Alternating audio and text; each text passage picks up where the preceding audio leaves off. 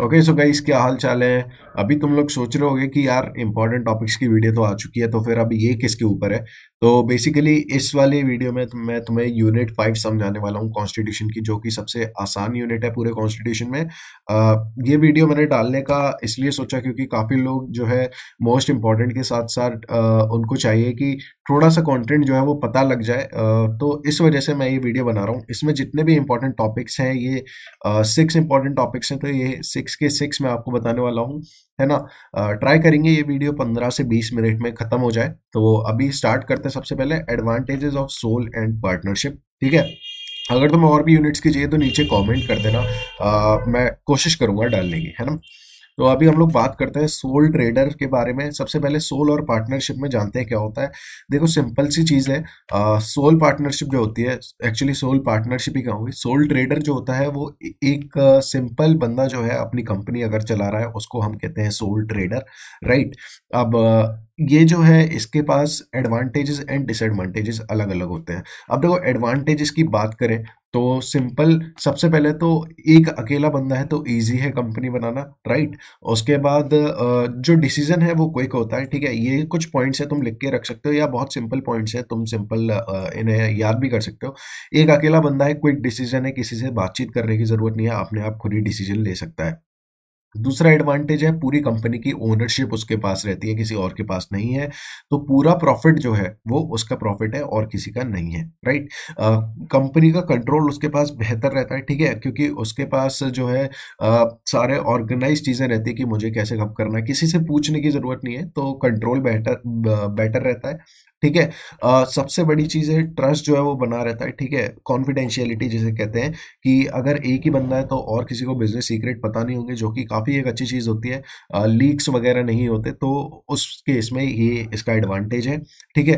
Close personal relation जैसे अब एक बंदे की कंपनी है तो कस्टमर भी उसके पास आएंगे, ठीक है, एम्प्लॉयज भी उसके पास आएंगे, तो उनके बीच में ना एक बॉन्डिंग ज़्यादा अच्छी हो जाती है, तो क्लोज पर्सनल रिलेशन रहते हैं, राइट। तो ये कुछ इसके एडवांटेजेस थे, है ना। फ्लेक्सिबिलिटी भी रहती है, जैसे आज किसी को अगर छुट्टी करनी है तो वो छुट्टी कर सकता है, उसे कोई दिक्कत वाली बात नहीं है। डिसएडवांटेजेस क्या होते हैं। अब एक अकेला बंदा है तो कैपिटल का मतलब सिंपल, तुम यहाँ पे मनी रिलेटेड चीजें समझो, ठीक है। हम ऐसा एज्यूम कर रहे हैं कैपिटल का मतलब होता नहीं है, बट इससे आसानी से समझ आएगा। लिमिटेड कैपिटल मतलब एक बंदे के पास बिजनेस में लगाने के लिए कम पैसा होगा बजाय 4-5 लोगों के, ठीक है। अनलिमिटेड लाइबिलिटी, लाइबिलिटी यहाँ पे तुम रेफर कर सकते हो एज अ लॉस, ठीक है। तो लॉस अनलिमिटेड रहता है एक बंदे का। अगर कोई एक अकेला बंदा बिजनेस खोल रहा है तो उसका पूरा लॉस रहेगा, जितनी भी उसकी प्रॉपर्टीज हैं वो सब उसकी लॉस में जाएंगी अगर उसका बिजनेस लॉस में जा रहा तो, ठीक है। लिमिटेड साइज रहता है। अब एक अकेला बंदा है, कितना संभालेगा, तो एक कंपनी का साइज जो है वो लिमिटेड रहता है। और लैक ऑफ मैनेजरियल एक्सपर्टाइज, अब एक अकेला बंदा अगर बिजनेस संभाल रहा है ना, या कंपनी संभाल रहा है, तो उसे ऑब्वियसली दिक्कत आएगी, क्योंकि कहीं कहीं पे जैसे हर कोई हर एरिया में एक्सपर्ट नहीं होता है, तो उसे कई जगह पे दिक्कत आएगी, तो ये भी एक डिसएडवांटेज है। अभी हम लोग आते हैं पार्टनरशिप के एडवांटेज एंड डिसएडवांटेज पे।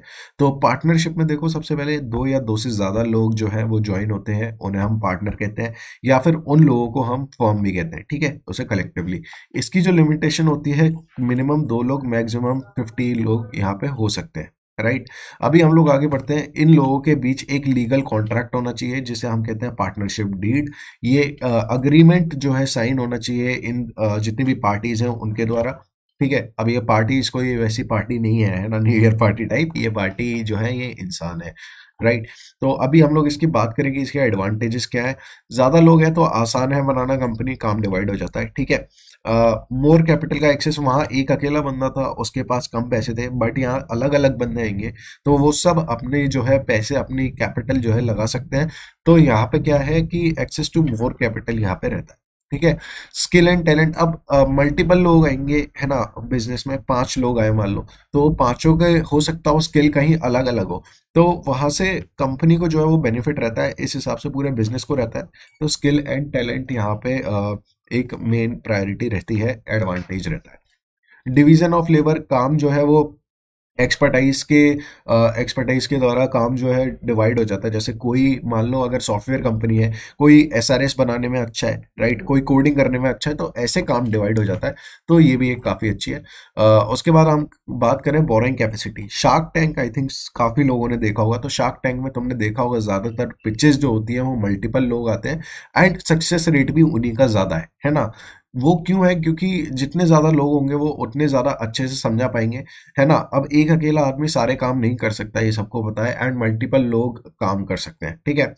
काफ़ी अगर हम लोग और इसकी बात करें तो फ्लेक्सिबिलिटी इसमें भी रहती है, ठीक है। फ्लेक्सिबिलिटी क्या है? जैसे फॉर एग्जांपल 4 लोगों में से कोई एक बीमार हो गया, है ना, या फिर मान लो बिजनेस में कुछ एकदम से नई चीज़ जो है वो अडॉप्ट करनी है। फॉर एग्जांपल तुम्हारा कोई भी बिजनेस है ना, तुम्हें एकदम से कोई लाइन चेंज करनी है तो वो तुम कर सकते हो, है ना। रिस्क भी इसमें डिवाइड हो जाते हैं, बट इसको डिवीजन ऑफ रिस्क को लाइबिलिटीज में मत लेना। लाइबिलिटीज जो लॉस है वो इसमें भी अनलिमिटेड है। अभी हम लोग इसके डिसएडवांटेजेस की बात करें, है ना, तो रिस्पॉन्सिबिलिटी देखो आती है इस पे हर एक के कंधे पे। अगर एक्सपर्टाइज है तो रिस्पॉन्सिबिलिटी भी आती है, ठीक है। डिसीजन में डिले होता है, क्यों? क्योंकि मल्टीपल लोग हैं, सबसे बात करनी पड़ेगी, कोई कभी बाहर है कोई कभी बाहर है, तो डिसीजन में डिले होता है, राइट।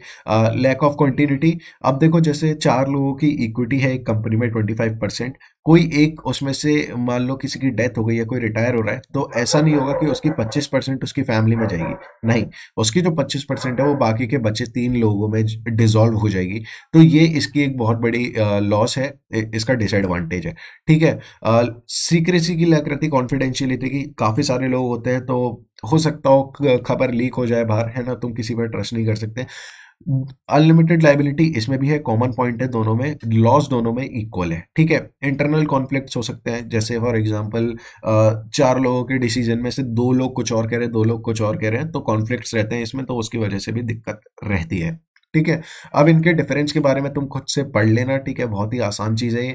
अभी हम लोग नेक्स्ट टॉपिक की तरफ चलते हैं, जो कि है हमारा use of technology in judicial purposes, ठीक है। इसके लिए हम वेबसाइट का जो है यूज़ करेंगे। यहाँ पे मैंने बेस्ट आर्टिकल्स निकाल के रखे हैं जो कि सबसे ईजीएस्ट लैंग्वेज में है। तो देखो तुम्हारा क्वेश्चन ये आ सकता है, use of technology in judicial purposes. देखो पीछे जो है तुम्हें भौंकने की आवाज़ आ रही होगी, यहाँ पे इंडियन आइडल चलता है, तो उसको प्लीज़ इग्नोर कर देना, ठीक है।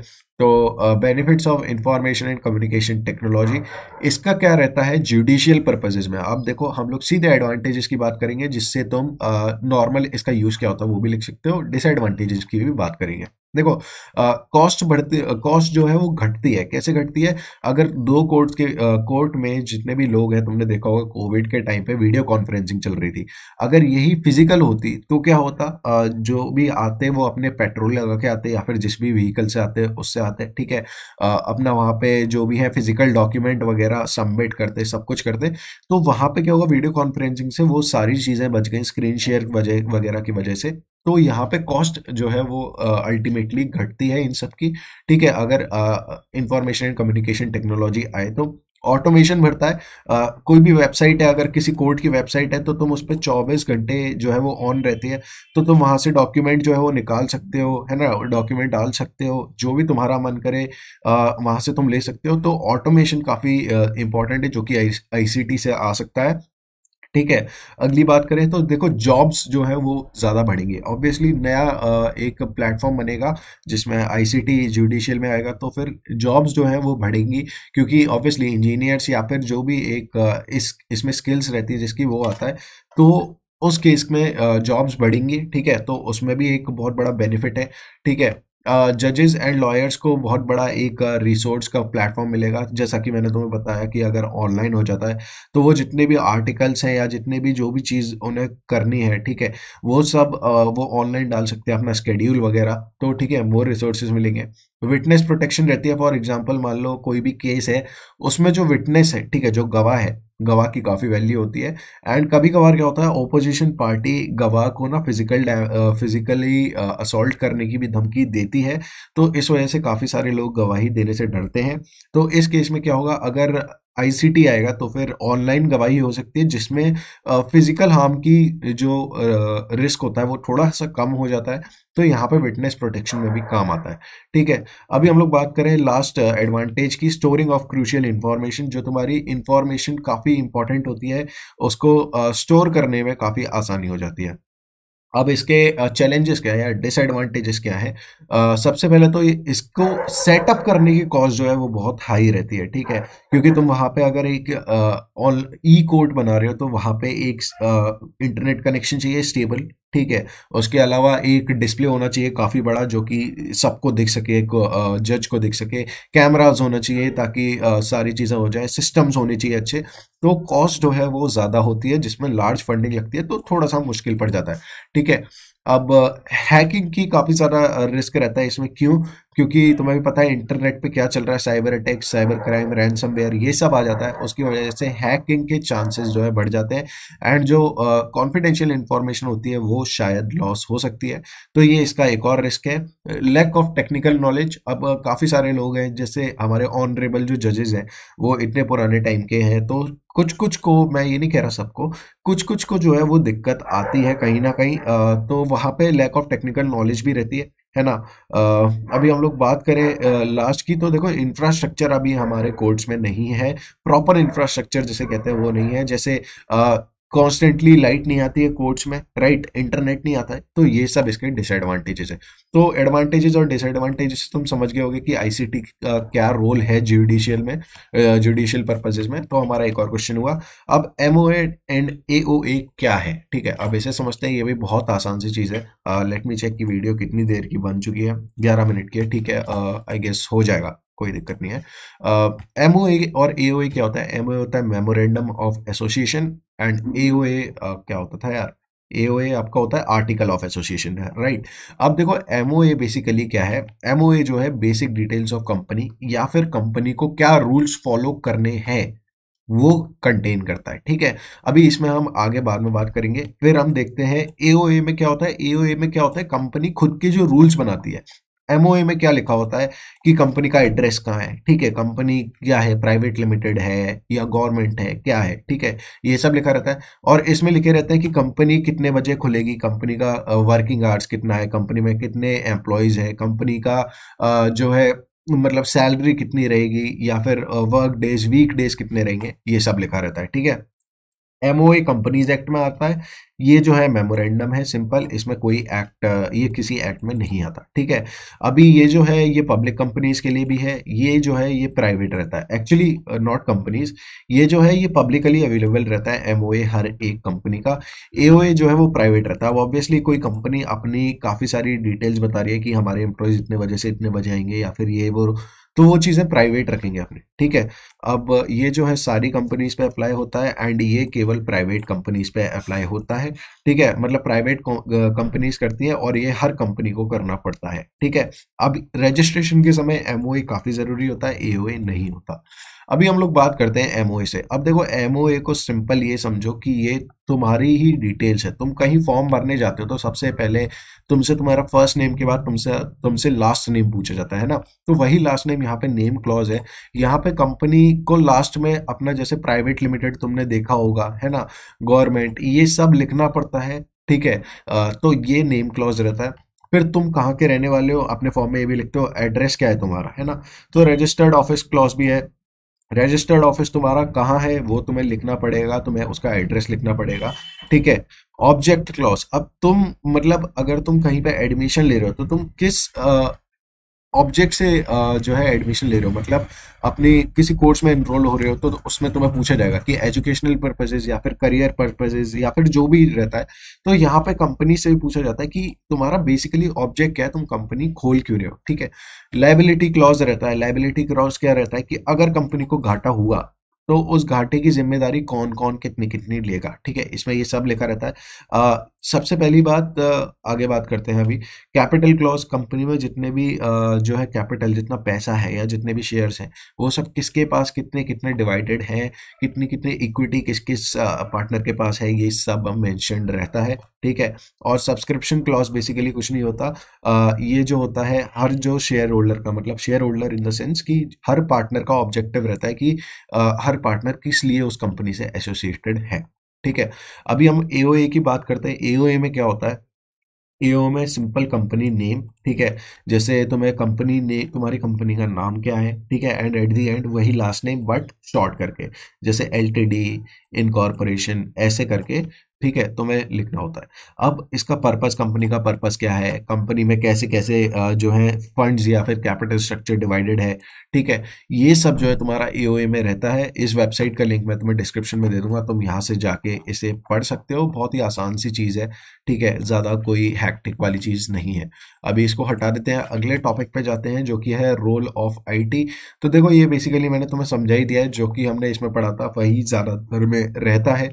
तो तुम यहीं से समझ सकते हो रोल ऑफ आईटी क्या रहता है। अभी एनुअल जनरल मीटिंग की बात करते हैं। तो देखो, एनुअल जनरल मीटिंग ये 2013 के एक्ट, कंपनीज एक्ट में आई है। ठीक है। इसको समझना बहुत इंपॉर्टेंट है, ये काफ़ी बार पेपर में आया हुआ है, माय बैड। ठीक है। तो एनुअल जनरल मीटिंग बेसिकली होती क्या है? अब कोई एक कंपनी बना रहा है, ठीक है, तो उस कंपनी में क्या चल रहा है, उस कंपनी के शेयर्स कहाँ जा रहे हैं, उस कंपनी में कितना खर्चा हो रहा है, ये सब। तो ये सब की मॉनिटरिंग करने के लिए एनुअल जनरल मीटिंग कराई जाती है। मेन पर्पस इसका ये है, गवर्नमेंट ने ऑर्डर दिए हुए हैं कि हर कंपनी को, है ना, ये लिखते चलना, हर कंपनी को एटलीस्ट साल में एक बार जो है एनुअल जनरल मीटिंग करानी पड़ेगी। इस कंपनीज में कंपनी के सारे members, including employ, director and जितने भी XYZ मेंबर्स हैं, वो सब प्रेजेंट रहते हैं अलॉन्ग विद ऑडिटर। अभी ऑडिटर का रोल हम लोग आगे समझेंगे, लेकिन उससे पहले समझते हैं हम कि एनुअल जनरल मीटिंग में होता क्या है। बेसिकली इसमें जितने भी लोग हैं वो आके मीटिंग करते हैं। ठीक है। इस मीटिंग का ऑब्जेक्टिव क्या होता है? जितने भी फाइनेंशियल स्टेटमेंट्स हैं, कंपनी का जितना भी खर्चा हुआ है वो सब कितना है, वो ये सब पता लगाना।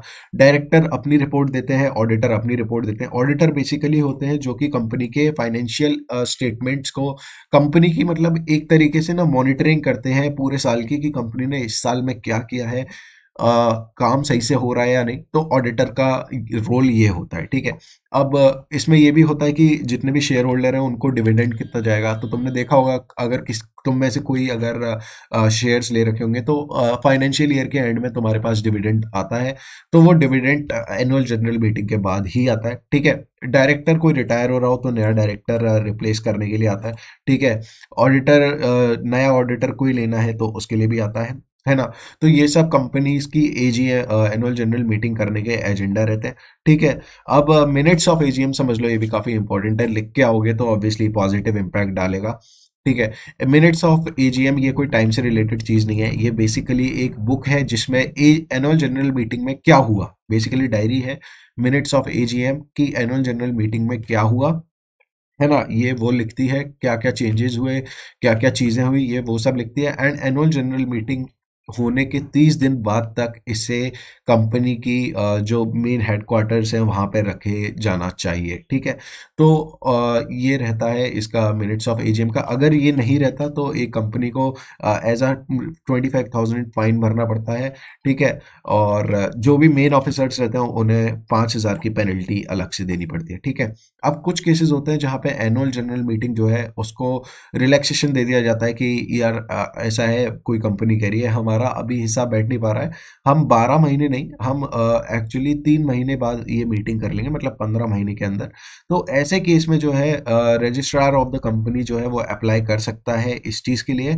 एंड गवर्नमेंट जो है वो रिलैक्सेशन दे देती है कि चलो ठीक है, तुम इतनी देर में नहीं करा पा रहे, कोई बात नहीं, तुम एनुअल जनरल मीटिंग को थोड़ा सा डिले कर सकते हो, बट 15 महीने से ज़्यादा लेट नहीं हो सकता है। ठीक है। अब क्यों लेट होता है? क्योंकि फाइनलाइजिंग द फाइनेंशियल्स, ठीक है, कोई मर्जर हो रहा है, एक्विजिशन हो रहा है कंपनी में, फाइनेंशियल ईयर चेंज हो रहा है, तो उस वजह से कभी कभार एनुअल जनरल मीटिंग नहीं हो पाती है। तो उस केस में तुम्हारी जो है एनुअल जनरल मीटिंग को आगे मतलब डिले किया जा सकता है ना। कंपनी, ये जो एनुअल जनरल मीटिंग होनी चाहिए ये जो होनी चाहिए ये केवल कंपनी के हेडक्वार्टर्स में होनी चाहिए। ठीक है, अगर मान लो हेडक्वार्टर्स में नहीं हो पा रही है तो फिर सिटी में होनी चाहिए जिसमें कंपनी रजिस्टर्ड है। ठीक है, अगर कंपनी रजिस्टर्ड नहीं है तो वो पूरे इंडिया में कहीं भी कर सकता है। एंड सम एक्सक्लूसिव केसेस में कंपनी को इजाज़त दे दी जाती है गवर्नमेंट के द्वारा कि आप बाहर जाके भी, मतलब आउटसाइड इंडिया भी आप जनरल मीटिंग कर सकते हो, कोई दिक्कत नहीं है।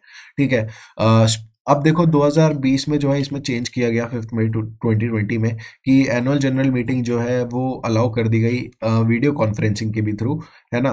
तो ये भी एक इंपॉर्टेंट पॉइंट है, लिख के आ सकते हो। तो एजीएम का बेसिकली तुम लोग मतलब समझ गए होगे क्या है। ठीक है, अभी लास्ट वाला जो चीज़ है शेयर्स, तो हम लोग शेयर्स के बारे में बात करते हैं। देखो शेयर का जो क्वेश्चन है वो मोस्ट प्रोबेबली 2 मार्क्स का आएगा।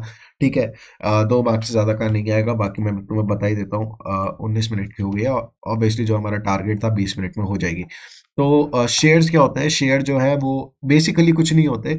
मान लो कंपनी की 100% इक्विटी स्ट्रक्चर है, तो कंपनी उसमें से 10% इक्विटी अपनी निकाल के रख देगी in the forms of share, and वो पब्लिकली अवेलेबल कर देगी। जैसे तुमने काफ़ी लोगों से सुना होगा कि मैंने टाटा मोटर्स के शेयर ले रखे हैं, तो बेसिकली वो शेयर लेने का मतलब है कुछ पैसे के बदले में उस बंदे ने उस कंपनी की उतनी परसेंट इक्विटी जो है वो खरीद रखी है। ठीक है, अब अगर तुम बिजनेस का हिस्सा हो तो तुम्हारे पास डिसीजन मेकिंग राइट्स भी होने चाहिए। ठीक है, क्योंकि मैं कंपनी की इक्विटी ओन करता हूँ तो मेरे भी जो है डिसीजन वगैरह कंपनी को सुनने चाहिए। तो वो कंपनी के जो है कॉमन शेयर होते हैं जो कि जिसने भी शेयर होल्ड किए हुए हैं उसे वोटिंग राइट्स देते हैं, है ना। और उसके अलावा प्राइस एप्रिसिएशन एंड डिविडेंड्स भी रहते हैं। डिविडेंड बेसिकली ये होते हैं कंपनी का जो प्रॉफिट होता है उसमें से शेयर होल्डर को भी प्रॉफिट देते हैं। एंड दूसरा टाइप होता है प्रेफर्ड शेयर्स, जो कि प्राइस एप्रिसिएशन नहीं देते, बट जो भी डिविडेंड्स है वो रेगुलर आते रहते हैं और इनका प्राइस भी जो है अट्रैक्टिव या फिर थोड़ा कम तुम कह सकते हो वो होता है। ठीक है, ज़्यादातर कंपनियों पे शेयर होते हैं, बट काफ़ी कंपनीज जो है वो सिलेक्ट करती हैं कि हम अपने शेयर जो है वो पब्लिकली नहीं डालेंगे।